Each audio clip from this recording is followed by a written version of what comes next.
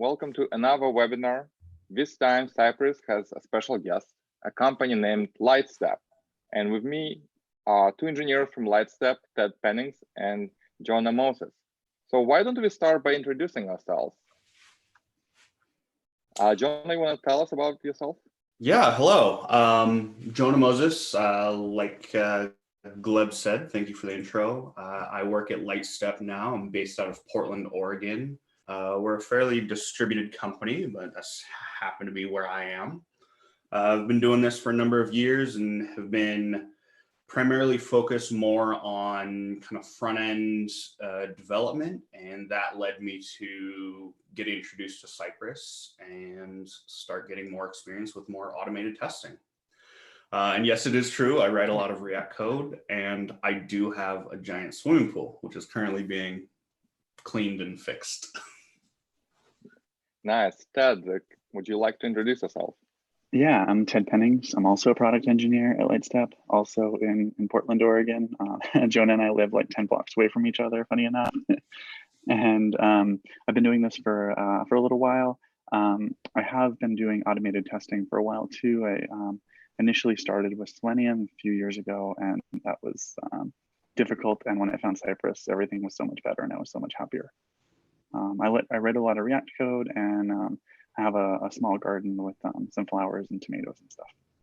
Nice, nice. Well, welcome. I'm Gleb from Boston. Cypress is based in Atlanta, but we're a very, very distributed team as well.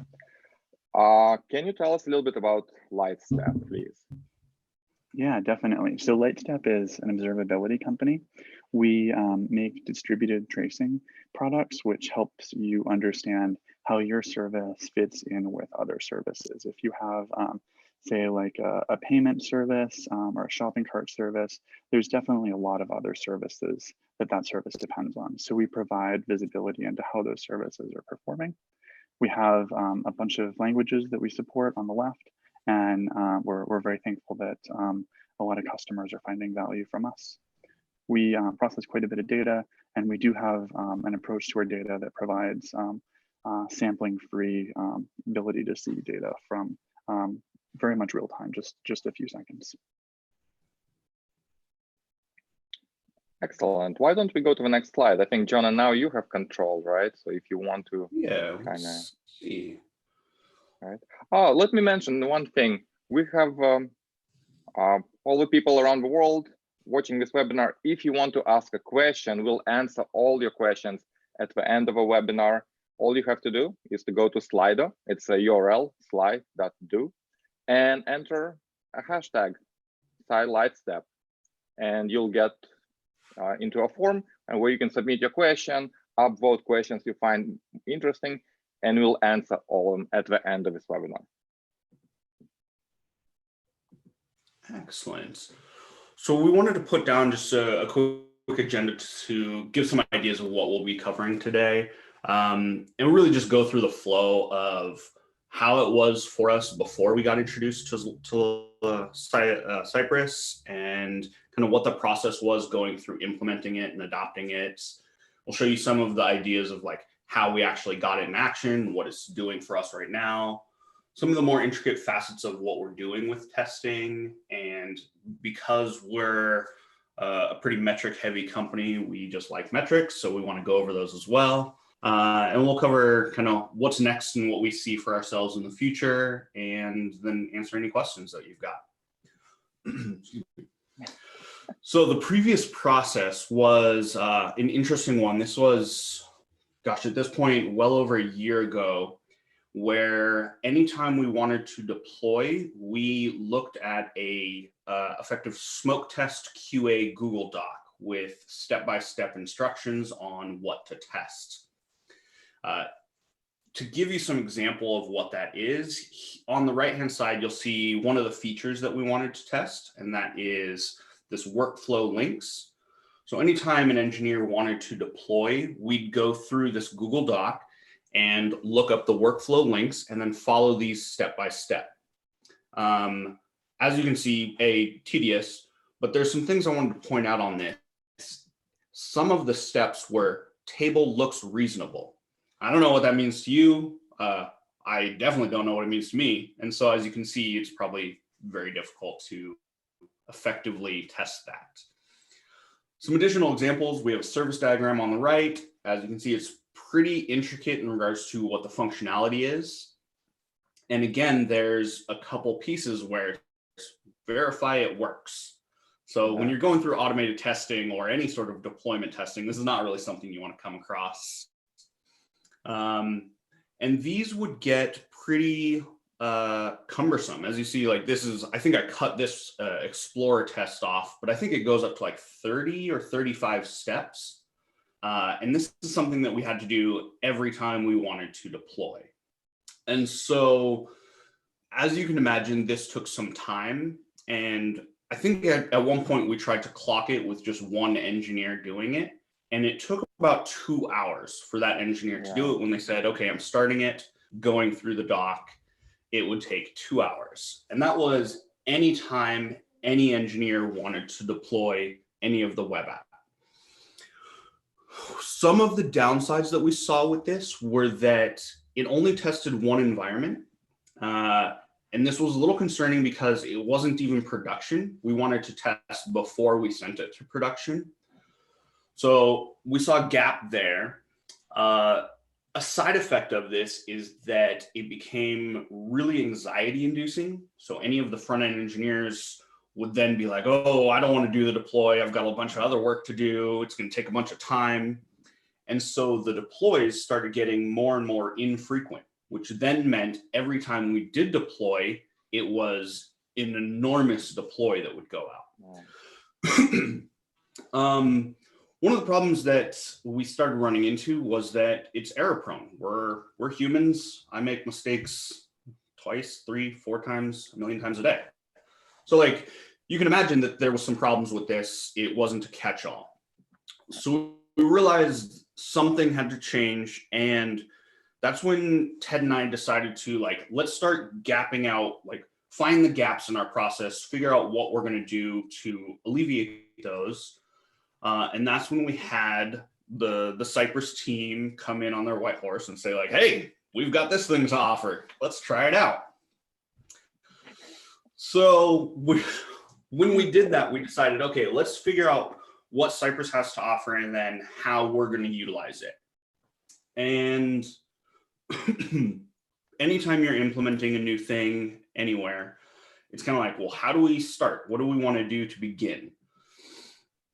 So first we had to prove that it would work. And that's just like basic implementation. Does this solve the problems that we need? So it's like, let's write one spec. Does it work locally? Great. Let's write another one. Where do we want to run it? Do we want to run it inside CI, CD, and see where it goes? How often do we want to run it? So we had to answer those kind of questions as we went along.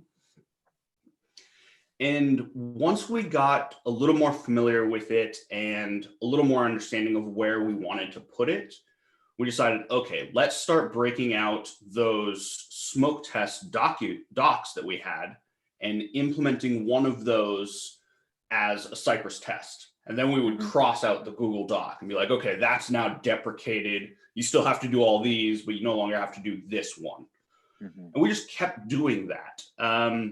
And once we started getting in that pattern, we realized everybody was on board. This is something everybody wanted to do. The moment they started seeing the smoke test doc be crossed out, like have a strike through and a big deprecated red banner, say like, don't do any of these. We had a bunch of support, but it was also not our highest priority. So there wasn't a lot of time allocated to it. This is something that was sort of just like organically brought about. So we wanted to talk about kind of how do we deploy this? Like, what do we do to actually get this out in the world? So we decided to run Cypress tests for every deploy. And this was for staging, for meta, for production. Anytime something would deploy, we'd run the Cypress tests. A big piece is like, we didn't want to block the deploy pipeline in the early stages because we were still iterating, we were still learning. And if there was like a flaky test, we didn't want to block the PR, block the deploy going out. So we wanted to kind of like narrow in that aspect before we started blocking them. But we did want to make them super visible. So we had reporting to a Slack channel that we invited everybody to. We very frequently use @here in that channel to like bring attention to what's going on. And Gleb, it looks like you have webhooks coming soon. Yeah, I noticed when you written this, you probably use some kind of custom, logic, right, to actually send the Slack message, and it's coming to the dashboard as a built-in feature soon. Yes. It's already under beta review, so you don't have to do anything yourself. Thank you. That's great. Yeah, that's going to be exciting. nice. And you're right. We did write some custom stuff and some custom logic around getting that into Slack channels. What did we want to do? We wanted to wait to add PR checks until things were pretty stable. And in addition to that, we wanted to use some parallelization, which I still can never say that word. I don't know about you if you have words that you can't say. That is mine. It just doesn't work. Just always say run faster. That's it. Yeah, I just wanted to run faster multiple times. Yeah. It's much faster too. Like our test suite takes about 5 minutes to run, which is like kind of on the longer side, but it tests so many things without the P word. Yeah. It would take like 25 minutes. So I want to go back to something that you are mentioning here. At first, you did not block the deployment on a failed Cypress test because you were still iterating. It still had manual scenarios anyway. So if a failed test might be just because the test is flaky itself, right? And not something is broken. But after a while, you kind of stabilize it. And now is it blocking? It's not blocking the pipeline, but there's like a very strong expectation that actually, it's more than a strong expectation. You're required to look at the Cypress test results. And if there are any failures, you rerun the test or you go verify it manually. And Gotcha. Generally, there's like maybe like one failure per deploy, and it takes like 30 seconds. Understood. Thank you. On top of that, it's also part of the culture that if there is a failure in the deploy process, it's not something you're silently doing off on the side. We're communicating it, you're bringing that up and making it visible. Right. Yeah, it's discussed in the channel that all of engineering looks at, where we discuss all of our deployments. Oh, it's right here on the next slide. Well, I was going to say, that's like exactly what we're talking about is the fact that when we're going through this process and iterating on it, we wanted to make sure that we were communicating about this, about the progress, about where we're at currently, what our next steps were. And so Ted and I really made sure to have kind of like over communication with what was happening, what was occurring. We made sure to include everybody in the Slack channels and the automated posts. Instead of Ted and I asking for PR reviews from each other, we'd encourage and utilize like other engineers to be like, hey, can you review this for me? All right. And so even kind of that more openness. Even if you're doing like a Cypress test, you are asking other engineers, hey, can you look at my test? Even if you're not familiar with Cypress, like, does it look right to you? And that's how you share knowledge, right? Exactly. Yeah. Gotcha. And taking time to walk through the PRs over like a video call sometimes too, really, that helps. Nice. And it was in the early days, we would send over the smoke test snippet for that section and include that in the PR and be like, hey, this is what it's supposed to be testing. Here's the code. Does that make sense to you? Do you see how this works? Perfect. But like I mentioned before, this is all kind of an iterative process. This is not something we just did overnight. I'd say it was about 2 weeks or so from, hey, let's do this, to we removed most of the painful tests from that QA doc. It probably wasn't until about 2 months or so that the entire QA, the manual QA process was completely eliminated. So as you can see, there was some time in there.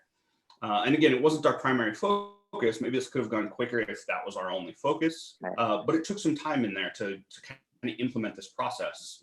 And then it was about 3 months when we kind of shored up some of the testing to make sure that we had it on PR checks. And that way, every PR, it was actually checking and running through the Cypress tests. So it's still an iterative process. And I don't imagine we'll ever get to the point where it's like, oh, we're done. We've mastered testing. No need to do that anymore. Yeah. So we still have failures and we still have stuff that comes up. Yeah, one thing I want to mention with this process, we did kind of slow it down a little bit because we wanted everyone to be bought into it. We wanted everyone's trust and confidence. So that's why the timeline took like a little bit longer than you might expect, because there was like a very large social and cultural aspect to it. Yeah, totally. Let's go into some of the features and we can show you how and what we tested. That's good. Yeah, so I'm up. So first I want to explain what we're going to look at, because the video goes kind of quick. The title of this webinar is how we do deployments, and that is our front end deployments. We also have, as part of the Lightstep product, we have a deployments feature, and that shows you how your service deployments, your backend deployments are performing. And there's the ability to see the normal metrics you'd expect, latency, throughput, and errors across those deployments. And then if there's like an issue where like something spikes or whatever, you can click on it and you can see a detailed analysis of what happened. So let's look at the video. So here is the deployments feature. You can see a bunch of charts. I'll talk about that. And you can see that there are these tooltips that show you what's going on. You can see lots of changes in the chart. It's very interactive. So this is a user using your system and observing their deploys. Yes. They're looking at the dashboard. Yeah, that's the heart of what we do. So that is our product. Happy to answer any questions about that at the end. So here is how we tested that. First of all, there's a spec for this deployments tab, and we log in, and that deployments tab is like the home page, so to speak. So we just go to / and then we get an element to make sure that things have loaded. Happy to talk about login stuff in the Q&A. Then, if you remember the rows of charts, there were like 3 charts in a row, and then there were multiple rows. We want to assert that there are rows that data has loaded. So if you go back, the way we do that is getting the elements, and then that thing on line 8, the deployment chart tab row, that's like an array of elements. So we're reading the length property of that and checking that there are at least 2. And this is very flexible, because there has to be at least 2 chart rows, but there could be more. So the test is not hard coding the number of chart rows. Yeah. Yes, exactly. We didn't want to make the test brittle because our data changes so much, and we're going to talk a lot about that later. So here's another example of that. So the charts themselves, the line charts with the squiggles and stuff that show you how your service is performing. We wanted to assert that those 3 charts, latency, error, and the throughput rate chart, that those have data.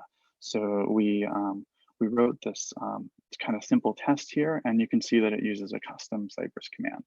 And if you go to the next thing, this is the definition of that Cypress command. It's worth mentioning that these don't go in your test file, they go in a different place. And this test assert chart has line data. We use recharts for our charting library, and it has it's SVG based. So the lines are DOM elements called paths, and the definition of that line, the way that it moves, is set in a D attribute. And it's very weird. There's like a start here, move to here, start here, move to here. It's a very long definition of how the line is structured. And here we're asserting that D attribute, the string length of that D attribute, is at least 2,000 characters long. Sometimes that D attribute is like 15,000 characters long if it's like a big chart with a lot of attributes. But by looking at that path, by looking at the contents and the movements of that line, we can assert that there's data, and we can know that there's data. And we do that without having to specify what the data is. But it has to draw something, right? There has to be some path, and that's what you're checking for. Yeah, and if the chart is empty, that test will fail. Right. We have tooltips. I showed them earlier. Here's an interesting test where, given the latency chart, we find the chart surfaces, which is like an SVG layer, and then we trigger the mouse over event on that to move the mouse onto it, and then once that's happened, we assert that the tooltip is visible. Nice. And I'll show you again. There's a custom command, find chart surfaces. This is just a regular get command with a complicated selector, and it's scoped to a subject. You know, one thing I have to say about those selectors is that you can open DevTools and just try it out, right? And see if it returns what you expect, because these are just regular, selectors, really. Totally. And Recharge doesn't support data test IDs, but we use data test IDs everywhere else. We don't do assertions based off CSS class names.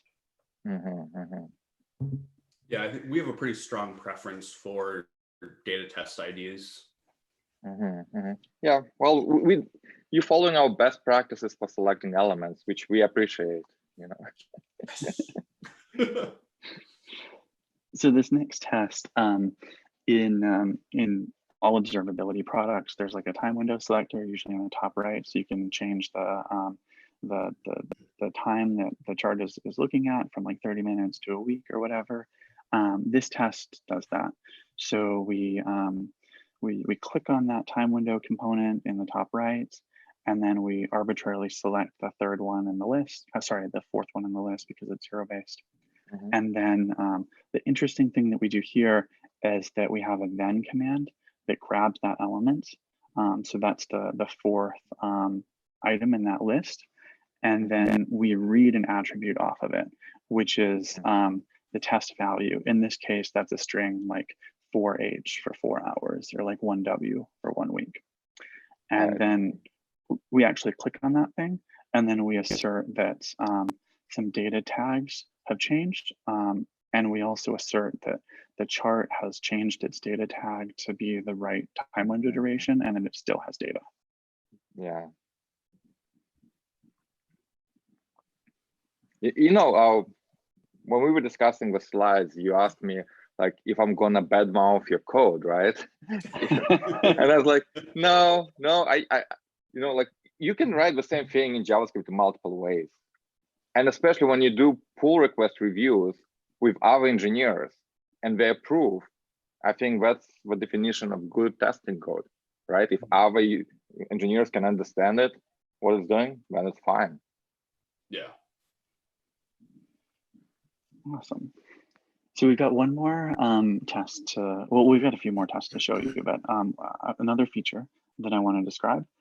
We have the Explorer feature that's it's where you see real-time data from your applications. You can see like pretty much immediately within a few seconds how transactions are performing. If like there's like an event, like say like a payment processing or whatever, you can see data about that based on what you log. And you can see traces that show you how they're all connected. We also show a map of, so here's all the elements of the traces, we call them spans. Then there's a histogram that show you correlations, which like with like machine learning to tell you interesting things that happened. And then here's the service diagram. This is another complicated SVG that has a bunch of nodes. The lines between the nodes are edges, and the contents of that are very important. So on the next slide, I'll mention how we test that. So this slide is actually kind of simple. The service diagrams vary pretty significantly, and the contents of them are tested by the backend. So here we're just testing that we've rendered a service diagram. So in order to do that, we assert that the service diagram element is visible, and then we have a selector for all of the nodes. We check that there are at least 3 nodes. Then we have a selector for the edges, the lines between the nodes, and we assert that at least one of them is visible.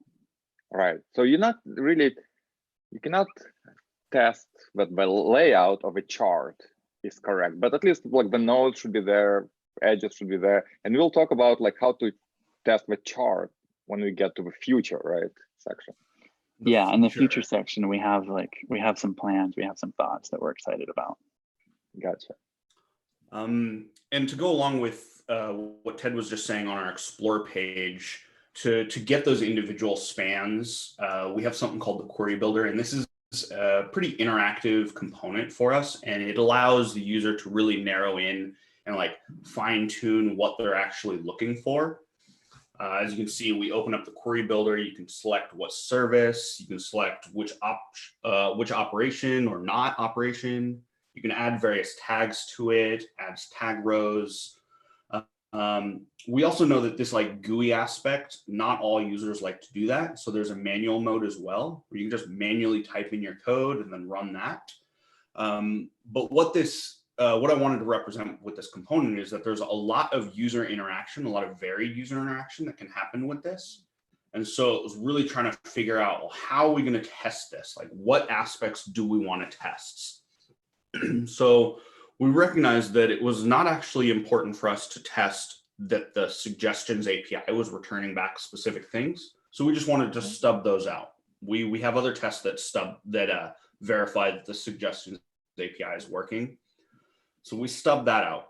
We'd also stubbed out the actual creating of this. I actually didn't care that it created it correctly on the back end, but what I did want to test is that the request being sent to that API was accurate in what I wanted. So prepping this test, it really just like confirm that a row isn't available, confirm that it is available once I add it. And then within the tag row, do a whole bunch of various pieces, select the key, select the value, make sure the suggestions menu pops up, go through that kind of like exact user behavior of what our users expect. Once they do that, I then want to verify that that information is getting back up to the query bar, make sure that it's actually written properly. And then when I click run, that it goes out to the request and the request equals what I think it's going to equal. And so it was a lot less about stubbing. It was a lot less about like testing the backend services and a lot more about testing that the UI aspect of this feature was doing what it was supposed to be doing. Yeah. And this is another thing that we had. We created this sandbox where you're able as a user to just go to lightstep.com/sandbox. I think it just asks for an email, and you can go in and basically follow a tutorial, a step-by-step guide with real data. This way you don't have to like set it up to use it. You can just go in and start playing with and actually see what this is doing. This was another big push forward, but we realized this also needs tests. So all of this is fully tested out with Cypress as well, because it is just a user, the sandbox user is just another user using our product. We wanted to test that would work. So let's dive into some of the more intricate kind of facets of testing and like what we did here. So data is at the core of what we do. As an observability product, we do data visualization. Like everything we do is data visualization. It might be like charts. It might be like those graph diagrams, tables. It's all that. And the biggest challenge that we had, of course, was dealing with the data, because the data is highly dynamic. We'll talk more about what that kind of looks like.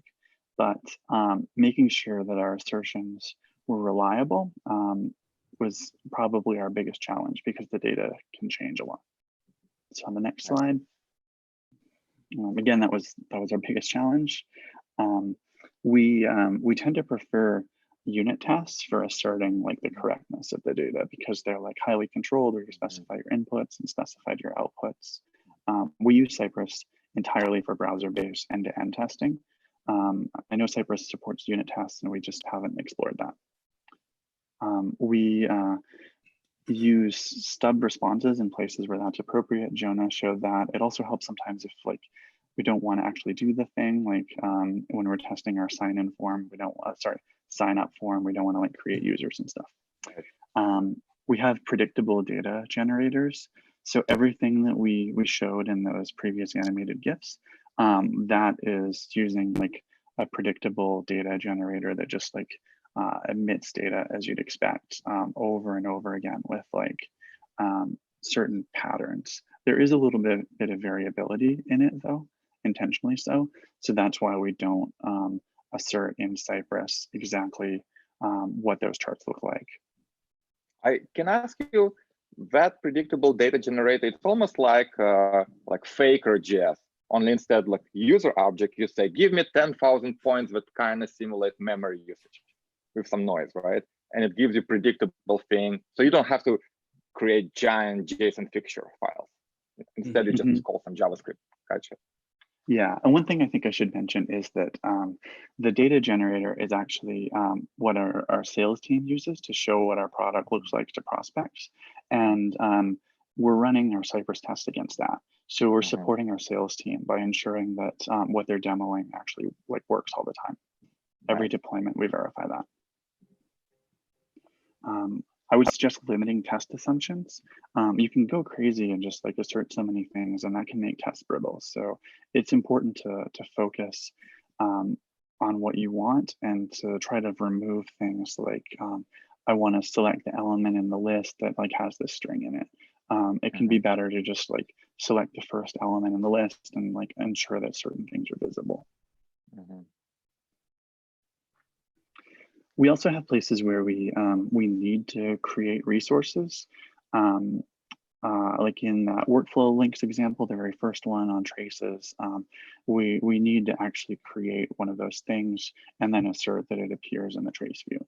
So in order to do that, we use Unix timestamps, date.now, to ensure that they're unique. It also has the benefit of if the tests fail, we can look back and see like when they failed and have clustering on that because they don't get deleted. It's pretty nifty trick having a Unix timestamps because you can find it by. I usually just use because Cypress includes Lodash, so you can do like Cypress _ like random method, right? And I use that, but I think Unix timestamp is actually better. This was actually something we learned from our mistakes because we went in after we created a streams test. We then looked at our product and was like, why do we have thousands of streams all of a sudden? And it's because the deleting of the stream kept failing in our Cypress test, but the creation of it wasn't. And so we learned by mistake. I think the last thing to emphasize here is that you have to think about like what you want to test and what your responsibilities are.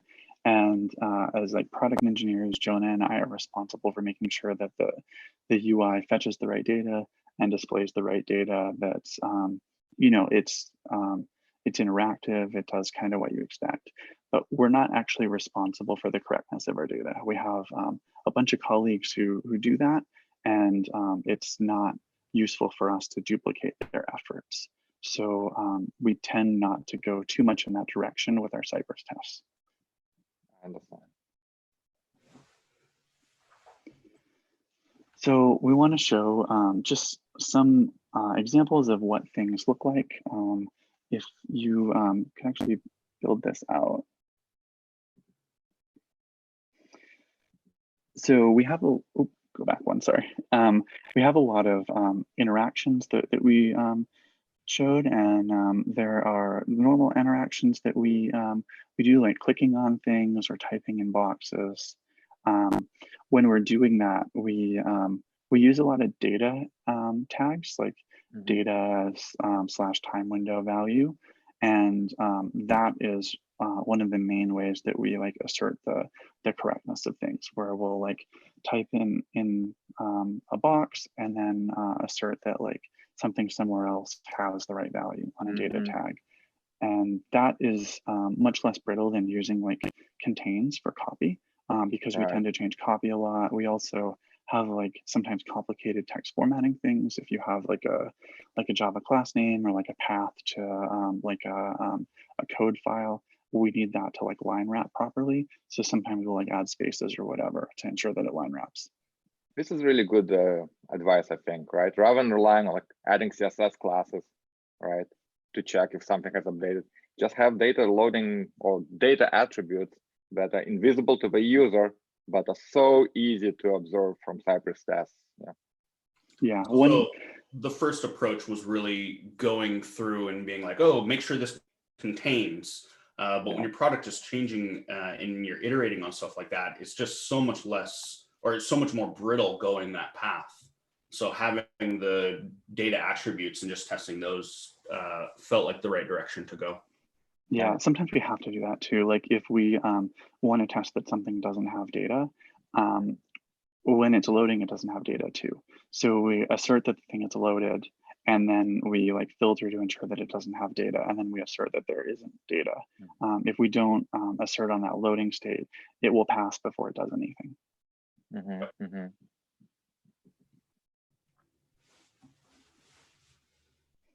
So this is an example of a drag interaction. When you have that histogram that shows you the distribution of all of your traces over time, it filters the list of traces and spans below. There are the correlations that I mentioned. And if you go to the next slide, this is how we do it. It's kind of a complicated test. It's quite short, but I think it's worth mentioning. So first of all, we get that SVG chart. We use then to grab the reference to the element. We get the dimensions of it using get bounding client rect, and then we find the middle of that, and then we grab the first 25% through the next 75%, so like the middle of it, and then we trigger mouse down, mouse move over to the other side, mouse up, and that does the click and drag. And then we assert, in this case, that changes the URL to specify the min and max latency. It only is specified when you've clicked and dragged. And we don't actually need to specify the numbers because those can be slightly different for kind of complicated data reasons. It was also another one of those aspects where we wanted to be a high enough level up so that if we change this interaction, it didn't start breaking these tests. But now you can change these interactions as long as you have the min latency and max latency changes in the URL, then we're good to go. Totally. One thing worth mentioning is that sometimes when interacting with complex SVGs, there's a lot of layers. So you have to spend a little bit of time refining your assertions to get the right layer. So we wrote a bunch of commands, and if you just kind of show what they are on the next. So this is an example of a command where we like assert that a table has rows, and it's similar to what I showed before, where we grab the table row element and assert that its length has the minimum number of rows. Using assertions like this, we have a common table component that we use everywhere. So we have a common Cypress component that we use to test that it has data. This helps us a ton to make our tests short and to make them very repeatable. We also have another sort of flavor of this where our tooltips will like animate in and animate out. So with Cypress, the best way to handle that is to use a wait for like the animation duration with a little bit of variance in it, because sometimes our CI machines are slow. So we centralize that logic in a command of like wait for tooltip. Ted, can I ask you, like, do you keep those data attributes, like data test IDs in production code, right? Because you test production as well. Yeah, we do. So you could go to our sandbox and see all those. Right. I don't think it's a problem. People think that stripping them out minimizes the HTML bundle size, but it's like, that's not your worry. Don't. Yeah. It's the wrong optimization in my mind. The impact that it's going to make is probably not where you'll see much performance gains. But also we wanted to run all of our Cypress tests against what our real users are seeing. And that was a bigger benefit for us than the I haven't benchmarked it, but probably negligible amount of gain that you'd get from stripping all those out. Yeah, there's a good chance you're shipping 2 versions of Lodash, and that's way more than shipping a bunch of data test IDs. We have one tip about command naming, where all of the commands, to know kind of what they do, we tend to prefix them with these words. Await being like either await or a selector with a timeout. Assert being what you see on the right. Do being like click on something, and then get and find to get the element you need. One thing we also did with our commands, we have, like Ted said, about 25 of them. We were a lot more vocal, or we were a lot more intentionally vocal about implementing the commands. And so making those readily available to all the engineers. We have a simple commands file that everybody can go to. Everybody knows where it is. And so commands are fantastic for writing tests, but if your engineers don't know about them, then it's obviously completely useless. So you want to make sure that those are visible. Can I ask then, so in your cases, you don't use page object model, you have commands. You can open query builder and just start using commands and kind of look at the page, but then just write Cypress test, right? There's no intermediate layer of abstraction. Yep, exactly. Feature flags. Quickly. Yeah, I'll go through this kind of quickly. We use feature flags a lot. I guess I'll start with the bottom. Feature flags introduce a lot of complexity, and they can introduce brittleness. So if you can avoid testing feature flags, like definitely do that. But often you really have to. And the main way that we do that is we have a bunch of logins for Cypress, and then we'll just target the feature flags for a specific login and ensure that that test uses the specific login. And that tends to work really well. Removing feature flags is kind of difficult, and it takes time to like get them out of all your Cypress tests, especially if you're doing PR builds, because that is based off of code that branched from master some time ago, maybe a few days ago. So it takes a little longer to get rid of the feature flag. I just have to mention that when I saw the slide, it's like perfect, because a company called Optimizely, which provides feature flags, published an excellent blog post how they use Cypress to test feature flags, right? So they have a great advice, and they agreed to have a webinar where they'll show it in action. And so look forward to that webinar in June. Oh, it's gonna be cool. Looking forward to that one. Yeah, user roles or environments. Yeah. Like Ted mentioned, we do have a bunch of users that we actually assign for Cypress, so Cypress can log in as different users. Mm-hmm. You can go ahead, Ted. Yeah, we have 4 environments, and there's like a URL for each. If you go to the next thing, we have a bunch of users for each, an admin, a viewer, and a beta. Right now, we only need 3, but if we needed like more feature flags, we might add more. And this is one of those things where we have commands for all of these as well, so it's very easy to be like cy.login as whatever you want to log in as. I just want to say that from our perspective as Cypress developers, we do worry about this problem. How do you run different tests in different environments, depending on CI, browser, operating system, like label, is it production, is it staging, is it local? So we published our kind of little helper called Cypress skip test, where you can say, okay, don't run this test on production, right? Mm-hmm. Or maybe run it only on production, depending on your logic. So look forward, try that package in simplest way. Like if you want to do something depending on environment, pass it as an environment variable, and then inside your test, you can, for example, stub or skip stubbing, right? Depending on the particular environment. So that kind of answers our immediate needs, but you can probably write your own logic as well, right? Do different things. Yeah, one of the things that we ran into was the fact that we would sometimes have a feature flag on for a subset of people, but we want both tests to be run. So that's why we were like approaching that as like, oh, well, how do we kind of do this? But this could be super useful for feature flags where nobody has access yet. We even done a very good webinar with Siemens, with Murat, where he kind of explained his principles for selecting what permutations of features and environments to test. So yeah, back to you, Ted.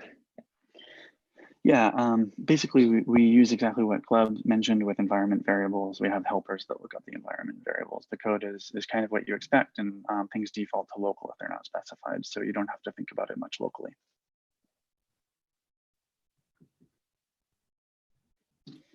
Wow. So metrics. Yeah. This is what we love. So Cypress gave us so much confidence. So let's talk about that. Next, on the next slide, we have quite a few tests. Our tests do kind of a lot of things. So 165 tests for us covers most of the product. We run a lot of them. We run them on PRs. We run them after every deploy. Every PR when you merge does a deploy. So that's around 10,000 tests a day. All front-end engineers have contributed code, have contributed tests. We got there a while ago actually. So every front-end engineer has written a Cypress test. It's really excellent, and some back-end engineers have too. 80% of our engineering org uses the Cypress dashboard product. We get like so much value out of that, especially the new test recordings for Chrome that are automatic. That helps us like immensely.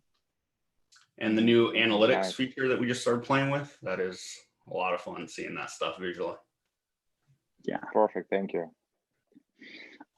We increased our number of deployments. It was less than one a week. Now we deploy every day, sometimes multiple times a day. And this is one of those things that I mentioned earlier that it took an engineer about 2 hours. We've gotten that down to validate a deployment is good to go. It's now 5 minutes or so. So you can imagine how impactful that was to the org itself. Like, hey, we can just go ahead and do this and get another basically 2 hours back of each engineer's life when we wanted to do that. But by doing that, we also relieved a lot of the anxiety about how often we deploy and how big those were.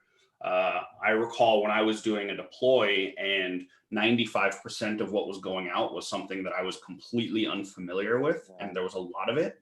That was really hard. Whereas now, because we're deploying so often, there's like 5 PRs that I can very easily be like, oh, I know exactly what these things are, or I can look them up. Right. So this gave us the confidence to deploy much faster. We deploy so much more regularly. We don't stress about our deployments. If we have something we want to get out, we just go do it. Before we would have like tried to coordinate like who's going to help with testing and when are we going to do it, and it wasn't a good situation. And now things are in a really good place because of Cypress. Yeah, something Ted mentioned just now is the coordinating who was going to do the testing. As you can imagine, doing a 2-hour testing deploy as one engineer was time consuming, but just like a lot to handle at once. So what we would do is we would coordinate with other engineers and say like, okay, I'll grab the top half, you grab the bottom half, we'll meet here at this section. So like it would cut down the time that it felt like for an individual engineer, but it's also now you're using 2 engineers to focus on one deploy. So it was really nice to be able to completely eliminate that entire aspect. Wow, the future looks bright. It does. I was, when I saw this slide, isn't this robot actually very old now? Yeah, I've seen him in college, right? Well, I don't know if I should say him, but like I've seen it in college. So yeah, long time. Yeah, I feel like this is actually the past, but we're talking about the future. What our next steps are going to be, what we're planning on doing. And a big thing, like Gleb said, is visual testing. This is our next goal. I just want to describe what happened. So when we were planning this webinar, we talked about features of Cypress that Lightstep is using.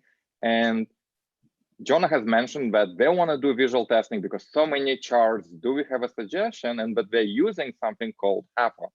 And what happens is that when you see those long specs, right, long tests, you usually do something and then you have to check multiple things on a screen. So you have something that acts and then lots of assertions. And with visual testing, you would do things a little bit differently. You would do your action, make sure that the page has updated itself by, for example, looking at data attribute. But after that, you check the complete page by saying visual check. And visual check would look at the pixels and would compare with previously known good pixels that you have reviewed. And if all pixels match, it will say, yeah, everything looks the same. You don't have to check individual things. And so what happens then, we said, well, we do have a guide to visual testing. Unfortunately, it doesn't cover your tool, the one that you're already trying to put in your pipeline, called Hapo.io. And so what happened, we called Hapo, and literally 2 days later, we said, yeah, we've written a plugin for Cypress. So you can do visual testing with Cypress. And what it looks like is this. This is the Hapo example. At the end of your action, you say, take a Hapo screenshot for particular component or particular element. So not the whole page, but just that particular chart, for example, that you're interested in. Or if you really want to do the whole page, you can do the whole page and compare everything at once. I just want to bring up a big shout out to Henrik over at Hapo. He turned that out so fast, it was incredible. Right. And the UI, because all those screenshots, the one that you reviewed, are stored on Hapo dashboard, so you don't have to store them in your repository. And then let's say you're making a pull request where you change some styles, right? It's not functional change, but contains all the labels are still the same. It's just the color has changed and the font. You go to Hapo because it detected changes, and there's this great widget for looking at before and after, and like it's just incredible experience. So look for Cypress and Hapo webinar. It's going to be mid-May, and I hope Lightstep finds this plugin useful and start using it. Yeah, Hapo has really great PR checks too. So it like mentions right on your PR what things have changed. You click on it and you see this. And we've been using Hapo for our kind of like design components already. And so it's going to be a really nice progression to then implement Hapo within Cypress tests, especially for those charts that we've been talking about. Like it's going to be super easy to just do a Hapo screenshot of each one. Nice, nice. Yeah, we're looking forward to that. A couple other things that we're really looking forward to, like we said, with the visual testing, is being able to do more complete and comprehensive testing of our charts and our tooltips. There's a lot of information that users get out of both of those aspects, and being able to ensure that they're both fully tested just gives us a lot of kind of confidence that we're making sure the right changes are going out. And if we use the Cypress stubbing, the site.server and site.route, we'll have like the ability to control it so much that the screenshots will be deterministic. Yeah. Yeah. Speaking of yeah, and once we have that, our job as the front end kind of product engineers becomes much easier of like, hey, let's just stub out these responses, and then we can Hapo test it. A side effect of that is not something we're like trying to do, but a side effect is it's going to make our Hapo test run a lot faster, because we're not doing the API interactions because we don't need that anymore. Right. You just want to confirm that the chart looks the same from the same data, right? Exactly. No matter what you do under the hood, how you. Yeah. Yep. Make sure the tooltip looks the same depending on when you're hovering on it. Another piece that we're trying to do is really encourage this idea of distributed test ownership, so that each engineer feels confident they can start contributing to it, start reviewing other people's PR, really sort of widen the circle of champions that we have for writing these Cypress tests. Right. I've noticed a small kind of culture shift on our front end team, in that we've started to rely more on Cypress tests than we are on any sort of other tests. So it's really nice to get more people involved in that process, because that's the piece that's giving them the confidence to write these tests. So we're looking to do a lot more of that in the future. And And oh yes, Slido. Right. Slido. So thank you so much, Jonah. And that don't go away yet. We're gonna answer a couple of questions, probably spend 5 minutes. The slides are already public. So if you go to cypress.slides.com, you'll find them at that link. We're gonna send the recording of this webinar to everyone who has registered. But for now, let me drag the questions because I see 45 questions already. There's a lot of stuff. And you saw both of our Twitter handles on there. If you have questions for us specifically, happy to answer those. Right, definitely. So let's maybe answer most highly rated questions, right? Who writes your tests, developers or dedicated QA engineers? Developers write all of our tests. We don't have QA engineers. We don't have any QA engineers. All of our front-end engineers have written tests, and some of our back-end engineers have also written tests too. Nice. Are you doing API testing? You said no because other people are concentrating on API, right? Yeah, exactly. Yeah, we're doing, I wouldn't say we're not doing it because we have done it in some spots, but our primary focus is not doing it. Yeah, sometimes we assert that we send the right data from the browser. Yep. You use a lot of mocked responses, lots of pictures. Any tips or tricks how to handle complex test data? Well, you did have one, right? Generators. Generators are super useful. Yeah, and limiting test assertions, I would say too. There's a good chance that the complex data comes from your backend, so it can be more effective to test it there. Gotcha, excellent. Answer that. Do you test production, right? This is a good one. And have you ever dropped database from test in production? Yeah, we have Cypress separated. We had Cypress in with like the same project, we call it, with some of our like automated monitoring, and we deleted like the wrong thing, and that like caused people to get paged. So we were kicked out of that project, and we have a separate project. Who hasn't done that? Just be careful. Yeah, measure if you twice. Drop production data. You got to try more. What are we even like talking about? So your login, how do you deal with authentication? Is it through API? Does it pop login screen? What's the login custom command?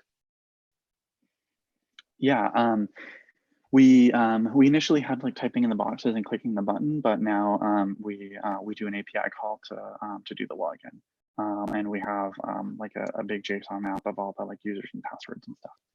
Nice. So Jonah, you mentioned something how you kind of moving away from maybe other types of tests to end-to-end. Anything that you want to add to that? Like, off the top of my head, I wouldn't be able to answer how much is integration versus end-to-end. And I think we're generally more end-to-end than we are with integration. How do we set up our environments to be able to run tests in parallel? We broke everything out by various specs. And so when you're running out in parallel, it's like just run that spec and follow the exact path of like what a user might do. And so when you're gonna make me say parallelize that aspect, it's totally fine. You don't have to like worry about any of that. Gotcha. Yeah, the Unix timestamp thing helps a lot too, where we like create unique resources and only touch those unique resources created in the test, and we never log out. Can I ask what's the CI server that you use? Do you run it in-house? Is it external provider? We use Circle CI. It's been really great. We have used Concourse for CD. We're switching to CodeFresh.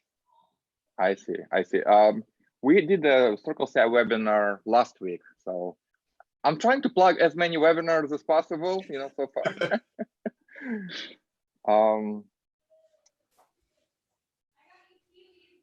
Does every new feature require a corresponding end-to-end test in the same pull request?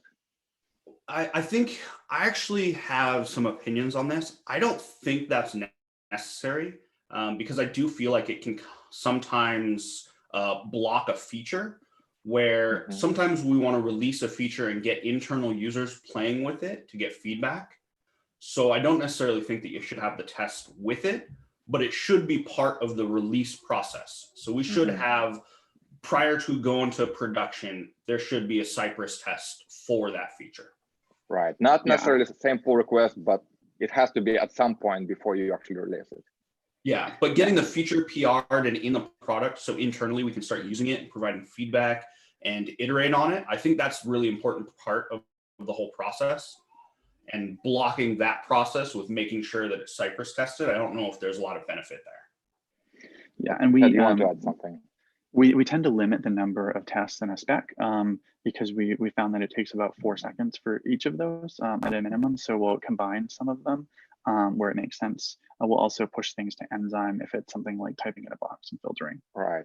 And I have to say, I think for you, it worked very well because you have feature flags, right? So you might add a feature behind a feature flag, iterate, and then write an end-to-end test once you kind of finalize the feature.